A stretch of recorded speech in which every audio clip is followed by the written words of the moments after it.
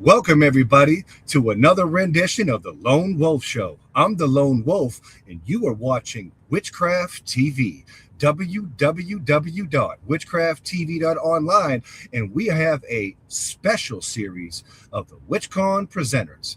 And I have a special guest backstage, but before then, we're going to roll that intro.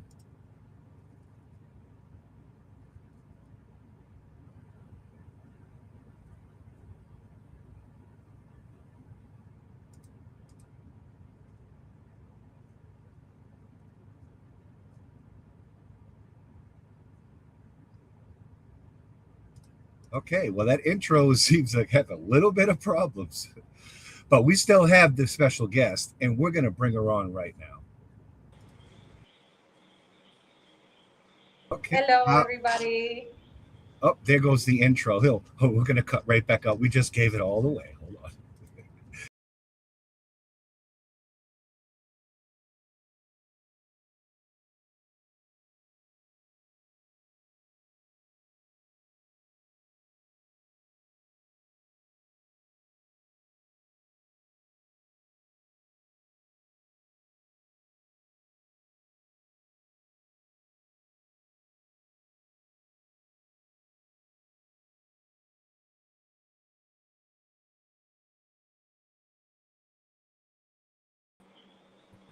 Okay, fair enough. I didn't hear any audio with that. Now, sometimes the tech gremlins get involved with it. It's not an easy task to hold Witchcraft TV for our community worldwide. It's not a it's a hard task. How are you doing, Francis Martinez? Did I say your name right? Yes, I am doing great. And yes, you said my name right. So, thank you so much for coming on the Lone Wolf Show and talking to us about that you're going to be presenting at WitchCon. I heard this through the grapevine. Is that true? Yes, I will be presenting this year at WitchCon the Fourfold Goddess. The fourfold goddess. Um, okay, right off the bat, a lot of times I'm familiar with like the threefold goddess, like mother, maiden, and crone. Is this? Tell me more about that. Okay, so the Fourfold Goddess, it comes from my Celtic teachings. I did a lot of traveling in England back in 2023, in which I explored the concept. And it is the same, except in this one, we have another concept, which is the warrior, which comes into this equation. So does the warrior part of that fourfold, does that come?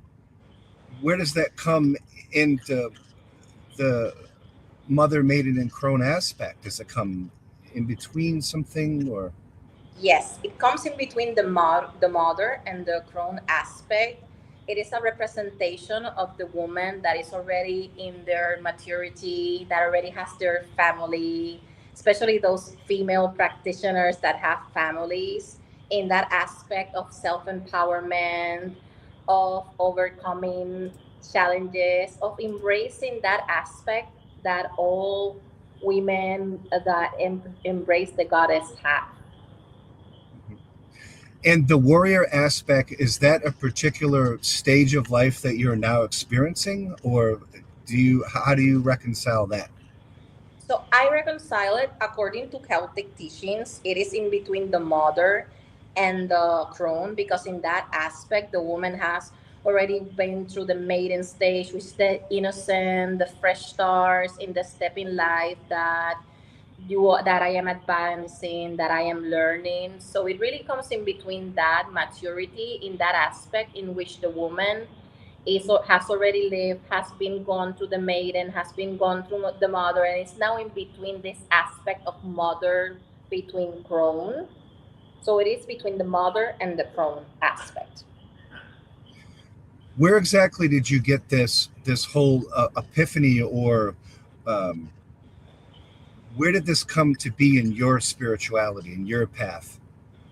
Well, since I was a child, I was always drawn to the craft. I did a sense when I was 10 years old with my brothers and my stepbrothers. And after that, I just love mythology, reading about like these great British legends, King Arthur, Morgana, and basically I went from there studying that. and I got deep into these Celtic teachings, and that is when I found this particular, because everybody knows the three four goddess, like that is the maiden, the mother, and the crone.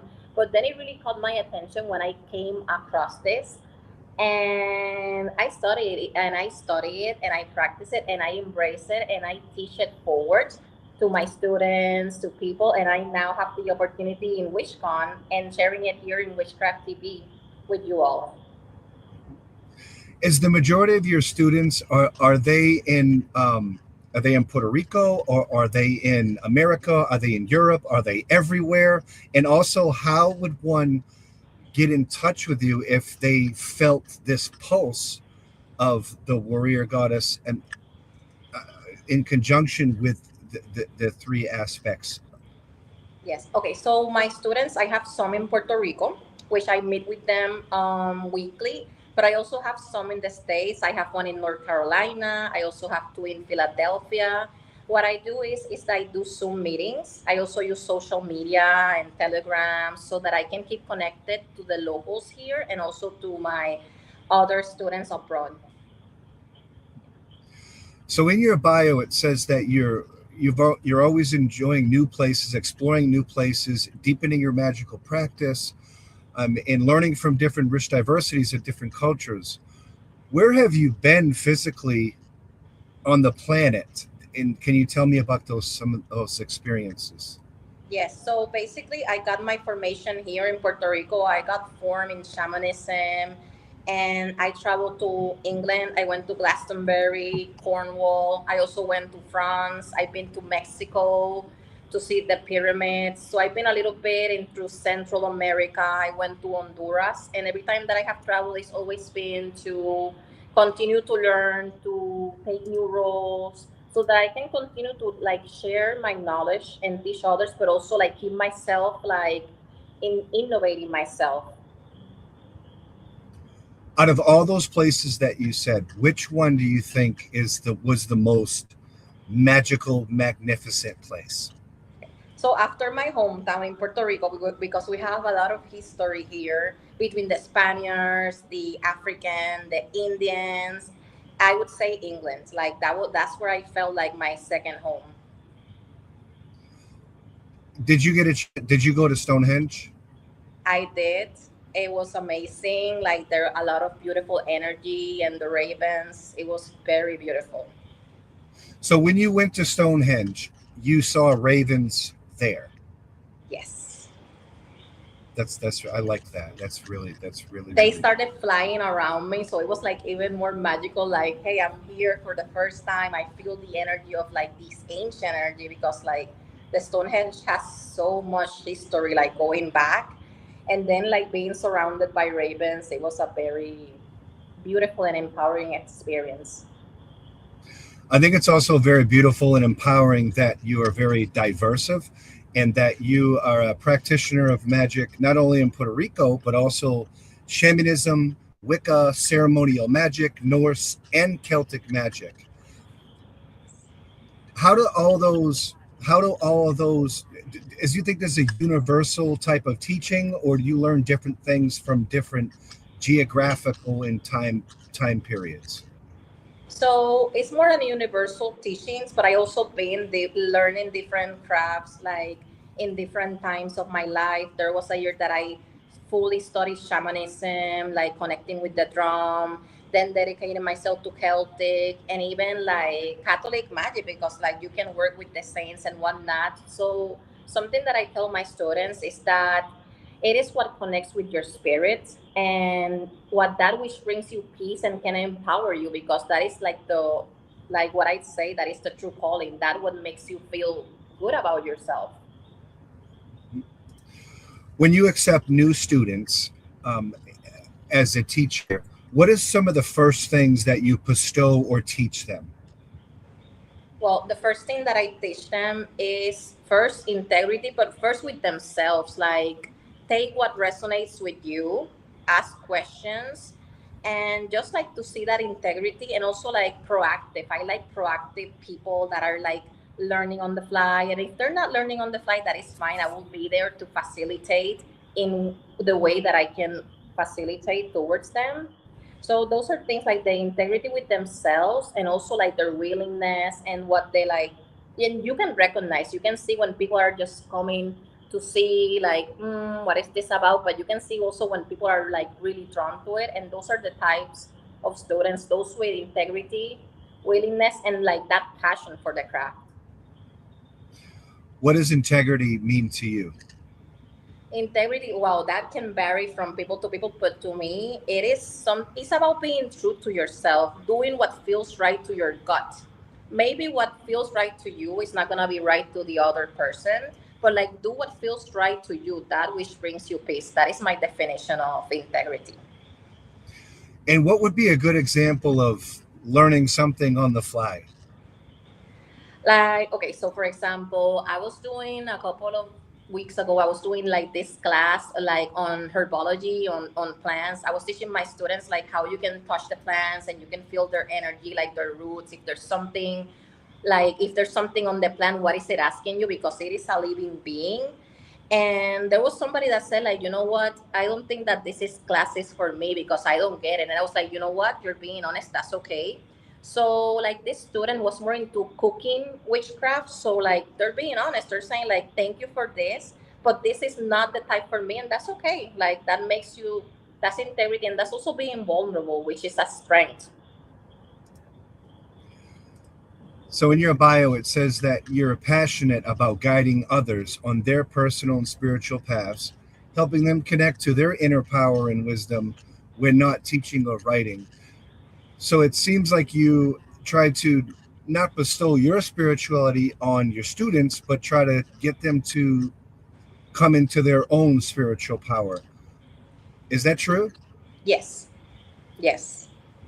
I think that's very. I was a manager for 11 years. I used to be a general manager. So like you, like as a general manager before like going fully into the craft, I would say I would be, there would be different types of people, different ages. So like I would guide and see what was the best way to connect to each, because as a leader, like yes, people are gonna follow you, but also as a leader, are you also molding yourself so that you can get a, like, if not everybody, like almost everybody there. So it is something that I have been very passionate about. And when you're teaching, do you have a particular platform that you teach on? Do you have a website? So where I teach, I mostly use Zoom. I'll use Zoom. I use Teams. I am currently working on a website. It is still like in process, and but mostly I use those two. Are you a published author at all? Have you been published? Yes, I do, and I actually have three of my books here. I published three. They're actually on Amazon right now. So there is this two, which this one is the habits of a highly powerful wish.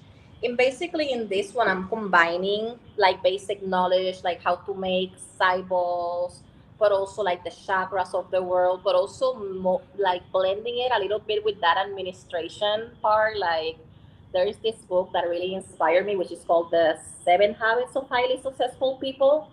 So basically, it was like an inspiration. Like, if you could make like a witchcraft video, like book about that, it would be this one.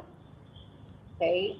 And it talks about like the discipline, because also in your craft, like it doesn't have to be perfect, but how can you keep your tools in order, keeping them clean as best as you possibly can, of course. In your opinion, what is the most powerful tool of a witch? The most powerful tool is actually yourself. Everything else is just an extension of you. If you are in your center and you are good, there is nothing that you are not capable of doing. Everything else is important, right? Because the tools are important, but they're merely an extension of what you are and what you have inside. So my next question has to do with how did you get involved with WitchCon itself? How did you first hear about WitchCon, and how did you get invited to be a presenter, and how did that play out for you? So since thank you for asking, since I'm very curious and I like to travel, it was about 2020 where I went to my first Hex Fest. I just found it on the web. I love New Orleans because I watched the originals back then. Like And so basically going from there, I met a lot of great people, Christian Day, Brian, a lot of cool people. And after that, I just started going every year, like first learning, seeing like the atmosphere, the energy. And then I was like, I'm ready to extend myself. So that is when when I applied and I went for the WishCon overall after I started in 2020 visiting Hexfest and then also going to the WishCon as well. I first it was Hexfest and then it was WishCon. So you've been to New Orleans and the United States. What's the most memorable place in New Orleans that you remember going? Oh, I love it. I love going to New Orleans. Like I love the Mississippi River, and I think that is overall the French Quarter, like that history, that energy, and it actually connects a little bit like to the old San Juan in Puerto Rico. And the reason why I say that is because I was going through one of these cemetery tours the first time I went over there, and the guys basically like compared that the cemeteries how they were built in New Orleans. The only other place that they're built like that is in Old San Juan. So that really like I was already making that connection, and then when the guy shared that, I was like, okay. So it was like feeling also at home. So you've been like all through the French Quarter. You've been through Bourbon Street. You went to. Did you get a chance to go to Marie Laveau's place in the cemetery one? I did, Can yes. you tell me about that experience of when you went to her tomb? It felt like surreal, especially knowing like her story. Like I see her as one of the empowering women figures, whether you are a practitioner or non-practitioner, because of her story. Like very powerful and very smart and clever she was. So they have an old thing in New Orleans that when you visit Marie Laveau, you etch three X's on her tomb and you spin three times and you make a wish and different things or a spell or and things. And there's like an offering at the foot of her tomb. There's three different tiers to who's on that particular tomb. Did you leave any offerings or anything there? I did. I was walking around with flowers that I was like saw them pretty and I got them for myself. But then I was like, there's something else for this purpose because I'm not gonna take this on the plane. So as I was doing my tour, when I got there, I was like, okay, so that is why I got the flowers. It was actually for an offering. So it really like connected, and I did do the X and the jumping, and it was a great experience. So you bought them for yourself and you say, well, hold up, this don't belong to me, it belongs to you. I like that. That's pretty cool. That's pretty cool. Basically, yes. What other kind of magic do you think it was there in New Orleans? Did you feel like a pull from like? Do you feel? Did you feel anything when you was in New Orleans? Like it just was it like a? I don't know. How did you feel when you were there? Did it feel different than regular consciousness in different places, or did you tap into like? Because there's a lot of history in New Orleans for sure. It was like I was there before. Maybe not on this lifetime, that first time that I went, but I felt like I was already there before. That was the sense that I felt once I got there the first time. So you said that you're a published author and you showed your book before. You have one publication, correct? I have actually three publications. That was the first. I also have this shadow workbook. This one is actually that you can fill it out. And this one has like different questions daily, going into questions like did you feel safe, why not, going into that inner child work, also that shadow works, those things that are kept inside that are not admitted publicly but they are still there. So basically the concept of this book is actually integrating those thoughts, those things that you don't share. It also has a vision board. So like it is like at the end you start working through this shadow, and once you get to the end you can make your own vision board on how it is what you want life to be like. So like I always say that things are created twice. They're first created in your head when you get an idea or a goal, and then you bring them forward. But in order to be brought out and forward, they must be created here first so that you have a clear picture and it can be brought. So basically this book works with that, like embracing those shadow aspects, but also in a way that you integrate them and you can achieve your goals. Shadow work is, to me personally, it's like a new agey kind of concept, but I think that shadow work is a concept that is a lot older than kind of new age and maybe have been called something different. And I know that a lot of it seems like a lot of Carl Jung psychology. Have you ever studied Carl Jung and the psychology of Carl Jung? I actually have not, and that is thank you for bringing that up because that is something that I will definitely look into it. Very cool. And I also have the third book. This one is currently in Spanish. I Mhm. wrote this one with my mentor. He passed away on 2024, but he contributed so much to my teachings. He was the one that like guided me toward England, like these places and everything. And this one basically covers like the priestess and the priestess, the priest and the priestess, and it talks about different aspects like from basic magic to different type of rice from the left hand path, the right hand path. So it's basically like a compendium, something that it will give you a brief teaching from whichever hand path you are, but something that keeps you like in between. So in Puerto Rico, in comparison to the United States, and particularly in the southern states, not necessarily like Midwestern South like New Orleans, but places like Georgia or the Carolinas, there's a lot of Christian white nationalism that happens in the United States where it's very oppressive for Wiccans, for magic users, for witches. Does that type of oppression exist in Puerto Rico at all? Actually with currently with magic, even though Puerto Rico is Catholic, it's actually quite diverse and quite open. It is more towards like women rights, like abortions and things like that, that they focus mostly in politics. But like with witchcraft, it's actually a pretty cool place. Like everybody has their own their own beliefs, and everybody has their own covens and things. So in that area, it is pretty diverse compared to like these other states. And I have seen videos of riots and things like that. So I can understand basically what the states are going to, but in here it's not like that. When did you first realize that you had a flame and fire for the craft? So when I first realized that I was a kid, I saw my first spirit. And after seeing that, once you see it, you cannot unsee it.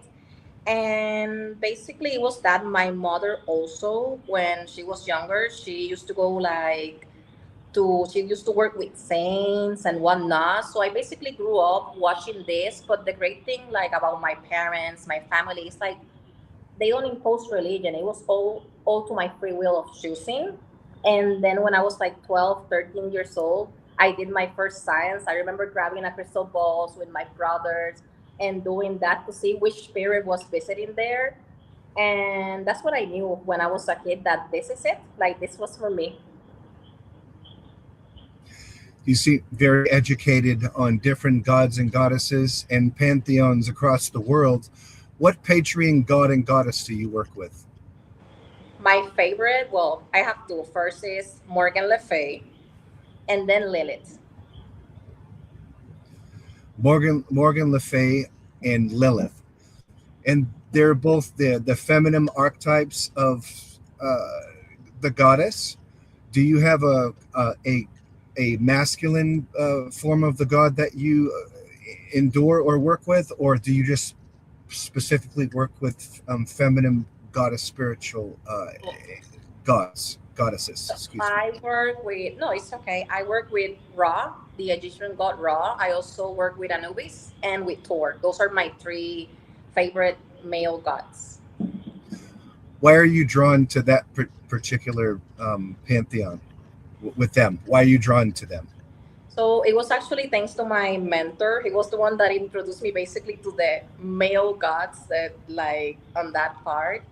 And I really like that masculine energy. It is very different, like the feminine energy, the masculine energy. And whether you are a female or male, we have both things like female, masculine. So it is about diversity and blending it. Each practitioner has their different types of beliefs and preferences. There are some that work only with women, some work with men, but I feel that both are important and that they are integrated. Are your students of the craft predominantly male or female or both? I have both, but currently the most that I have right now are female ones. If you would give advice to someone in the craft and they were younger and they were a bit cowan and misguided, what would be your first advice to them, to if they you could see that same fire and flame that I see in you? The first thing that I would say them is trust what you feel. Your body will always tell you whether it's a right place or not a right place. Does this place bring you peace, happiness, excitement? This is it. But if you get like this itchy feeling, I don't know, there's something there, like your higher self is already speaking to you, whether you are new or not. So I would say like listen to your body and how you feel. And that is gonna be your compass on knowing if this is right for you or if this is not right for you. So you've written three different books. Two of them are in English, one is in Spanish. Do you have ideas or goals to write a fourth? I am. I'm currently writing the BDSM and witchcraft. Basically, I'm already on chapter 11. It's already in process. And in that one, I'm combining that BDSM world with witchcraft because they are both different types of aspect, but they're both about ritualistic. There is a type of obedience. There is a type of control. There is a type of discipline. So I'm currently writing that one. I will be publishing it by probably by April or May. I really went to have that book done. I really went into pages, research, different things because like I want to give that taboo, but not taboo type of information to followers. Now, BDSM is kind of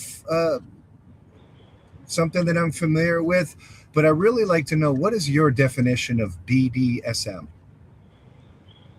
It's about my definition is trust and surrender.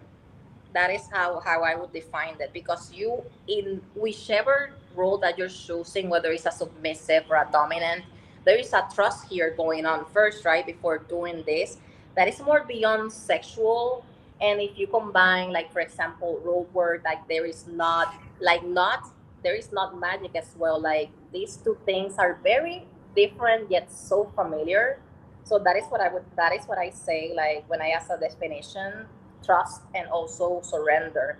And when I say surrender, it is about like we think that we have control over everything, or like some people do. Like I speak for myself, but in the end, there are things that happen unexpectedly, and the more that you try to control something, it can make you miserable. However, when you surrender and you let go and you trust, there's a different type of peace, but that doesn't mean that it's easy to do it. In your new book with BDSM, you talked about that you're on the 11th chapter. Going through all those chapters, have you already talked about tantric magic in any way in the book? Not yet. I have not. I'm actually getting to that part. Tantric magic is actually very, very interesting because I am also forming that. I took a Tao and Tantric certification last year, and it is very different. Like relationships, relationships are also thought like you need to have an outcome, right? To say it like in that way. But tantric magic is more like about making a connection. It doesn't have to do with the ending. That is more in the in between about enjoying each moment and connecting fully. If you're doing it by yourself, connecting fully with yourself, but if you're doing it with a partner, it is a different type of connection, like energetic connection, different than an ordinary encounter between two partners. Thank you so much, Francis Martinez, for coming on the Lone Wolf Show on Witchcraft TV as a WitchCon presenter. Make sure everyone signs up for Francis Martinez's classes. And February 20th to 23rd is when WitchCon starts. Do you have any closing words of wisdom for our viewers here on the Witchcraft TV platform? I actually do. First of all, thank you all for being here with me. It is a pleasure to meet the new people, also a pleasure to meet others. And what I say to everybody is trust what you feel. Even if you don't have a logical explanation, listen to your heart, listen to your mind and yourself, and that will be your compass. Thank you so much, and I'll see you at WitchCon. Blessed it be. Thank you. Blessed be.